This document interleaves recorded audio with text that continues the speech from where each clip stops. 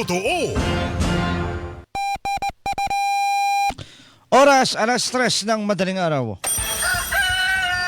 Gising na! Balitaan na! Maiinit na balita, hindi pa huhuli, hindi pa titinag. Mga balitang sabay-sabay nating mamarkahan. Markado! Kasama si Mark Makalalad. Markado! Magandang madaling araw mga kapuso, ngayon po'y Biyernes, ikawalo sa buwan ng Mayo taong 2026. Tara na't markahan ang mga balitang dapat niyong malaman.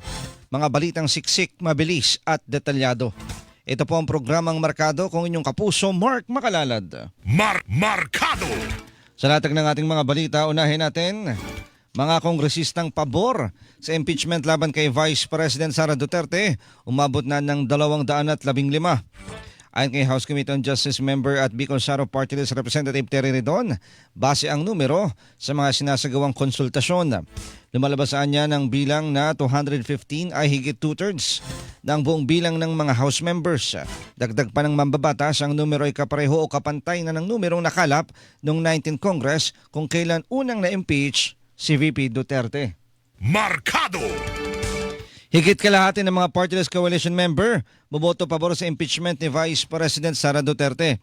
Ayon kay Tinggog Party List Representative Jude Asidre, Secretary General ng Party List Coalition Foundation, marami sa mga Party List Representatives ang nakumbinse sa mga lumabas na ebidensya sa ginawang pagdinig ng House Justice Committee.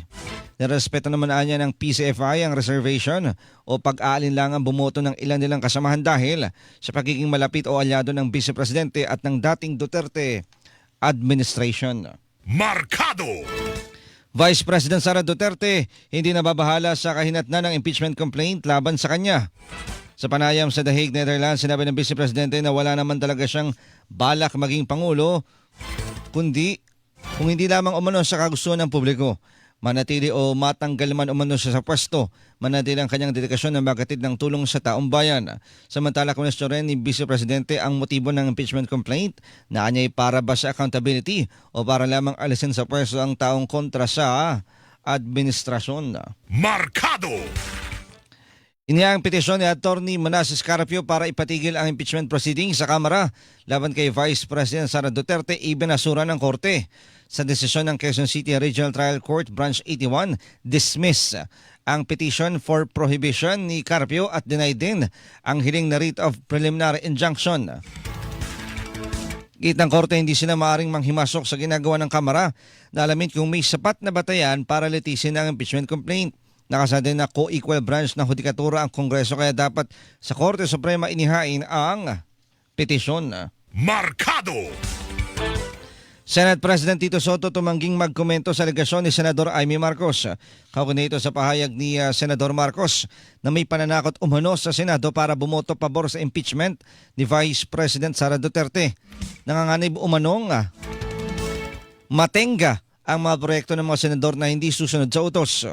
Sa isang text message, sinabi ni Soto na ngayon lang niya narinig ang tungkol sa alegasyon ni Senador Amy pero tumangin na siyang magkomento tungkol dito. Markado! Umano'y pambabato ni Vice President Sara Duterte ng laptop sa isa niyang abogado na si Attorney Michael Poa. Fake news. Sa panayam sa Vice Presidente sa The Hague, Netherlands, sinabi niyang basurang chismis ang kumalat sa social media na dapat ay hindi na dapat pinapansin. Gini VP Sara, kailanman hindi niya nagawang manakit ang empleyado. Samantala, una na rin sinabi ni Attorney Poa na walang katotohanan ng nasabing impormasyon. Nakahapon dun sa panayam, sabi niya, hindi naman daw siya marunong mag-laptop, hindi marunong gumamit ng computer. Kapag may mga dokumento na kailangan, opisina niya raw yung nag-aasikaso nun. Markado! Commission on Elections tiniyak na matutuloy ang 2028 presidential elections. Paniniyak ito ni COMELEC Chairman George Erwin Garcia kasunod ang pahayag ni Vice President Sara Duterte na umasa siyang may mangyayari pang halalan sa 2028. Sinabi ni Garcia na handang-handa ang COMELEC para rito alinsunod sa kanilang mandato sa ilalim ng saligang batas. Sa isang panayam sa The Hague, Netherlands, sinabi ni Vice President Duterte na ipagdarasal nila na magkaroon ng halalan sa 2028. Sana maging maayos ito, tapat at mapayapa. Markado! Sa ibang mga balita naman, halaga ng piso kontra dolyar bagyang lumakas kahapon. Batay sa datos ng Bankers Association of the Philippines, nagsara ang piso sa 60 pesos and 42 centavos kada dolyar kahapon. Mas malakas yan ng halos 8 sentimos kumpara sa naitang 61.305 kada dolyar nitong Miyerkules. Markado! Low pressure area sa loob naman ng Philippine Air Responsibility o PAR, posibleng malusaw. Ayon sa Pag-asa, nasa katubigan ito ng Lanao del Sur at nagpapaulan sa Central Visayas, Zamboanga Peninsula, Barm, Palawan, Negros Oriental, Siquijor, Misamis Occidental, Lanao del Norte at Sultan Kudarat. Pwede rin naman yung tumawid sa dagat ng Sulu ang low pressure area patungong Palawan. Samantala, isa pang bagyo na nasa labas ng Pilipinas ang inasang papasok sa PAR sa Sabado ng gabi o sa Linggo ng madaling araw at tatawagin itong Bagyong Kaloy. Markado! Ilang residente sa paligid ng Bulkang Mayon sa Albay nababahala sa posibleng maging epekto ng pagbuhos ng ulan. Aminado ang ilang nakatira sa may paanan ng bulkan na nag-aalala sila sa pagbuhos ng ulan lalo't nagkaroon ng lava flow collapse sa southwestern slopes ng bulkan. Dahil sa pag-alboroto ng bulkan na sinasabayan ng ulan, hindi nila malayo ang pag-agos ng lahar. Base sa hazard map ng FIVOC, 10 lugar sa Albay ang posibleng tumbuking ng lahar na kinabibilangan ng Bakakay, Kamalig, Ligao, Tabaco, Daraga, Ginobatan, Legazpi, Malilipot, Malinaw at Santo Domingo. Markado! Samantala, halaga ng pinsala sa agrikultura ng asphalt mula sa Bulkang Mayon sa Albay umakyat na sa 6.6 milyon pesos. Dahil sa pag-alboroto ng bulkan, perwisyo ang dulot nito sa mga magsasaka na nasa loob ng danger zone, nagtatanim at nag-aalaga ng hayop. Ayon naman sa Albay Provincial Office, sa Lunes magsisimulang mamahagi ng higit 10,000 pesos na ayuda ang DSWD sa higit 6,000 magsasaka na apektado ng asphalt. Kahapon, nauna nang namahagi ng tulong ang Jimmy Kapuso Foundation sa mga bayan na apektado ng asphalt. Markado! Payout naman sa mga magsasaka, nakabilang sa mga labis na naapektuhan ng pag-alboroto ng Bulkang Mayon, arangkada na sa susunod na linggo. Sa Bagong Pilipinas ngayon, sinabi ni DSWD Region 5 Director Norman Laurio na nai-download na ang 65 billion pesos na pondo para sa mga magsasaka sa Albay. Lain nitong matulungan silang makabangon at may pagpatuloy ang pagsasaka na mahalaga sa food security. Sa may halos 70,000 pamilya na ang nabigyan ng tulong tulad ng food at non-food items at emergency cash transfer. Markado! Ilang maliliit na poultry farm naman nagsara na dahil sa pagkalugi, bunsod ng bagsak na farm gate price ng manok. Ayon kay Jason Kainglet, Executive Director ng Samang Industriya ng Agrikultura o SINAG, iniinda na rin ngayon ng mga local producer ang malaking diferensya ng presyo sa farm gate at retail. Sa naglalaro umano sa 90 pesos hanggang 95 pesos kada kilo ang farm gate price ng manok. Pero pagdating sa mga pamilihan, halos doble o triple na ang presyo. Bukod dito, oversupply na anyang manok dahil sa patuloy na pag-aangkat. Markado! At fuel subsidy para sa mga mangingisda. Pinadadagdagan ni Senador Amy Marcos sa Department of Agriculture. Ayon sa Senadora, hindi sapat ang one-time na 3,000 pesos na tulong sa mga mangingisda lalo't hindi lang krudo ang mataas kundi maging ang yelo, feeds para sa isda at transportasyon. Sinabi ng Senador Marcos na pang 3 araw na gasolina lamang ang ibinibigay na subsidiya sa mga mangingisda. Dalaan niya sa kulong na suporta ng gobyerno at pagpasok pa ng mga imported na isda. Marami na umano ang tumigil sa pangingisda. Markado!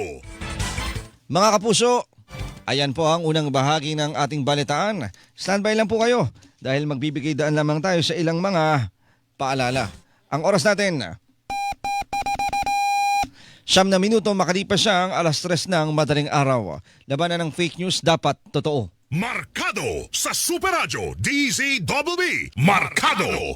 DZBB Super Radio #1. Super Radio DZBB. Balitang tama, balitang totoo.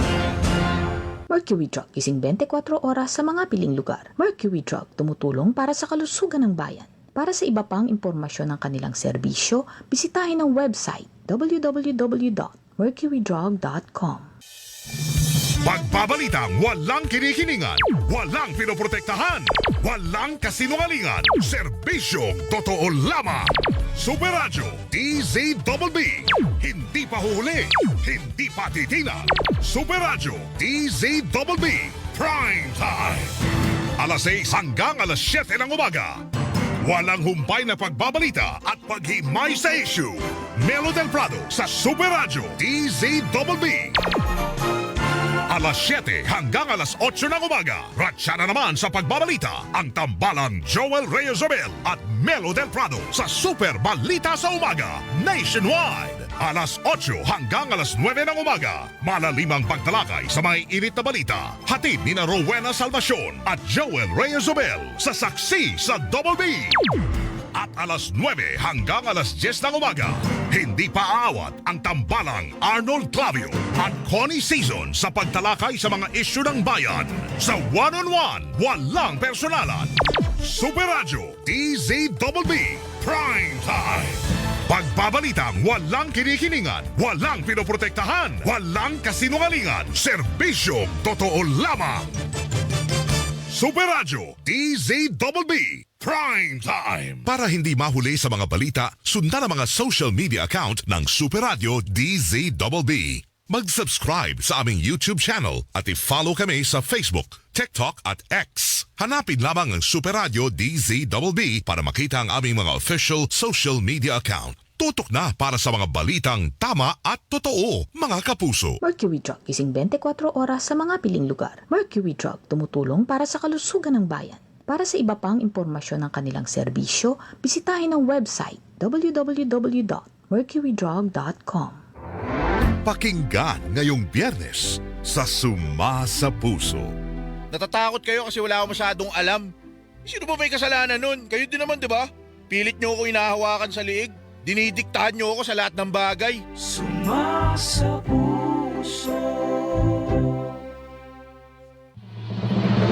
Nangunguna sa Mega Manila ang GMA Radio sa buwan ng Marso ayon sa AGB Nielsen Media Research. Number 1 sa AM station ang Super Radio DZBB 594 na nakakuha ng 56.3% audience share. Number 1 sa FM station ang Barangay LS 97.1 na nakakuha ng 54.9% audience share.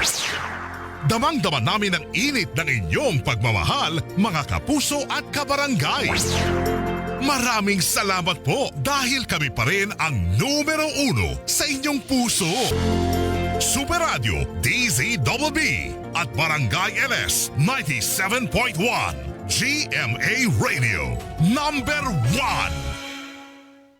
DZBB Super Radio number 1. Mga kapuso, ako po si Rowena Salvacion. Lubos po ang aming pasasalamat dahil kami ang inyong pinagkatiwalaan sa pagbabalita. Hindi namin sasayangin ang inyong pagtitiwala mga kapuso, kaya naman dito sa Super Radio DZBB, makatitiyak kayo na walang kinikilingan, walang pinoprotektahan. Noon at ngayon, serbisyong totoo. DZBB Super Radio number 1. DZBB Balitang Totoo. Kayo'y nakikinig sa Markado. Sa oras na 14 na minuto makalipas ang alas 3, labas muna tayo ng himpilan. Dalawang individual, patay ng pagbabarilin sa Rodriguez Rizal. Alamin natin ang buong detalye sa ulat ni Olan Bola. Olan! Patay ang dalawang hindi pa kilalang tao matapos silang pagbabarilin sa Rodriguez Rizal. Ayon sa pulisya, naganap ang pamamaril sa Juvil 3, Barangay San Isidro. Nabatid na isang concerned citizen ang tumawag sa mga otoridad kaugnay ng naganap na munong pamamaril sa nabanggit na lugar. Agad namang nirespondihan ng mga tauhan ng Rodriguez Municipal Police ang lugar at nakita ang katawan ng mga biktima na duguan. Sa ngayon ay patuloy ang investigasyon ng mga otoridad sa insidente. Ako si Olan Bola ng GMA Super Radio DZBB. Balitang totoo. Kayo'y nakikinig sa Markado. Salamat sa ulit na yan, Olan Bola. At mga kapuso, huwag pong kalimutang i-follow ang aming social media account. Hanapin lamang Super Radio DZBB sa Facebook, sa Expo na dating Twitter at maging sa TikTok. Para nun po kaming YouTube channel, search lamang Super Radio DZBB at mag-subscribe. Salamat po mga kapuso. At syempre pagbate sa mga kapuso po nating mga maagang gumising nakikinig sa atin. Kay Sergio Gravador, ayan, kay Cecil Niviro, kay Sheroke, kay Gerardo Bertulfo, ayan, kay Jean Payumo, TJ Bangkuyo, at syempre Ate Antonina Fangon, Zayol Aloyra, Ann Charmaine Sanchez, sila Jovel Ann Loyola, at Nelson Malinaw. Ayan, pagbate rin sa mga kapuso po nating OFW na palaging nakikinig sa atin. Sina Nanay Doret, Nanay Grace de la Cruz, kay Tita Cora Santo Tomas. At sa mga motorista pong laman po ng kalsada. Salamat po. Ingat-ingat po tayo saan man tayo papunta. Markado. Balik tayo sa balitaan. Peanut Gallery Media Network o PGMN founder at CEO Franco Mabanta at 4 niyang kasamahan inilipat na sa NBI Detention Facility sa Muntinlupa City. Pasado alas 5:30 kahapon ng ibinyahe ng NBI sina Mabanta mula sa kanilang main office sa Pasay City. Bago ito na-submit na rin ng NBI sa Pasig City Prosecutor's Office ang mga dokumento at ebidensya laban kina Mabanta kaugnay sa kasong robbery extortion na sinampan ni dating House Speaker Martin Romualdez. Inaresto sina Mabanta at 4 na iba pa noong Martes kasunod ng entrapment operation ng NBI sa Pasig City. Markado. NBI desididong palakasin pa ang mga ebidensya laban sa inarestong founder ng Peanut Gallery Media Network o PGMN na si Franco Mabanta, ayon kay NBI Director Melvin Matibag. Humihingi na sila ngayon ng cyber warrant sa korte para mabusisi ang mga nakumpiskang gadget mula kay Mabanta at sa kanyang 4 na kasamahan. Pag-amin pa ni Matibag, may ilang personalidad na ang lumapit sa kanila na posibleng nabiktima rin umano ng pamba-blackmail. Samantala, itinuturing dinaan niya na person of interest ang host ng PGMN na si CJ Hero na nakatakdang ipatawag ng NBI dahil sa bahagi umano siya ng video. Markado. NBI pumalag sa alegasyon na set up ang pagkakaresto sa founder ng online platform na Peanut Gallery Media Network o PGMN at 4 niyang kasamahan. Kiti NBI Director Melvin Matibag, may reklamong robbery extortion laban kay PGMN founder Franco Mabanta dahil sa muna'y pangingikil kay dating House Speaker Martin Romualdez. Anya malinaw ang phone call, palitan ng text message, pag-iwas sa CCTV, pagpapalit ng meeting place para sabihin lamang na sinet up ang operasyon. Unfair o hindi rin naman ito patas para sa mga tauhan ng NBI na ginagampanan ng kanilang trabaho na nakabase sa ebidensya, proseso at batas. Ayan, kung ayaw mo masabi na set up, bakit ka makikipagkita pa at makikipagtransaksyon? In the first place, kung ito ay malayang pamamahayag, dapat walang mga ganitong klase ng usapan. Ilabas ang dapat ilabas at walang dapat hihinging kapalit sa paglalabas ng katotohanan. Di ho ba? Markado. Kampo ni dating House Speaker Martin Romualdez pinabulaanan ng akusasyon ng Peanut Gallery Media Network o PGMN. Partikular dito ang sinabi ni PGMN founder Franco Mabanta na plano lamang silang patahimikin ng dating House Speaker. Ayon kay Atty. Elaine Atiendes, nakapagsalita ni Romualdez, binabaluktot ng PGMN ang naratibo gayong ginawa lamang ng dating Speaker ang nararapat gaya ng pagdulog sa tamang otoridad na inaksyon na naman ng NBI alinsunod sa kanilang mandato. Nandigan ng kampo ni Romualdez na hindi journalism ang ginagawa ng PGMN kundi extortion. Nakakasira lamang ito sa lehitimong pamamahayag at nakakapekto sa tiwala ng publiko sa mga tunay na media institutions. Parang hindi totoo doon sa kanilang disclaimer lagi na hindi sila funded ng kung ano-ano man. Yung pala, ang pera din na ginagamit sa kanila sa extortion. Markado. Abogado ni PGMN founder Franco Mabanta hindi nababahala sa isang pangkaso ng NBI. Matatandaan nitong mga nakarang araw ng arestuin si Mabanta at 4 niyang kasamahan ng NBI dahil sa tangka-umanong pangingikil kay dating House Speaker Martin Romualdez. Pero para sa abogado ni Mabanta na si Atty. Bernice Piñol Rodriguez, kumpiyansa sila na malulusutan nila ang kaso. Nakita mo nila ang butas sa reklamo at maging sa inalakip na ebidensya kaya nakatitiyak umano siyang may malakas silang depensa. Markado. Sa ibang mga balita, mga sideline meetings sa 48 ASEAN Summit and related meetings nagpapatuloy sa Cebu City. Bilang ASEAN Chair, nagpatawag si Pangulong Ferdinand Marcos Jr. ng trilateral meeting sa pagitan ng Pilipinas, Cambodia at Thailand kahapon. Bagay nakausap din ni Pangulong Marcos si Vietnamese Prime Minister Lee Min-hung at nagkasundo silang magtatag ng pangmatagalang rice trading mechanism na titiyak sa supply ng pagkain sa Pilipinas at Vietnam. Ngayong araw pag-uusapan sa pulong sa ASEAN Summit ang energy security, food security at kaligtasan ng mga mamamayan ng Southeast Asia. Markado! Timor-Leste ay inaasang magiging ganap na miyembro ng Association of Southeast Asian Nations o ASEAN ngayong 48th ASEAN Summit na ginaganap sa Cebu. Sa kanyang mensahe, binigyang diin ni Pangulong Ferdinand Marcos Jr.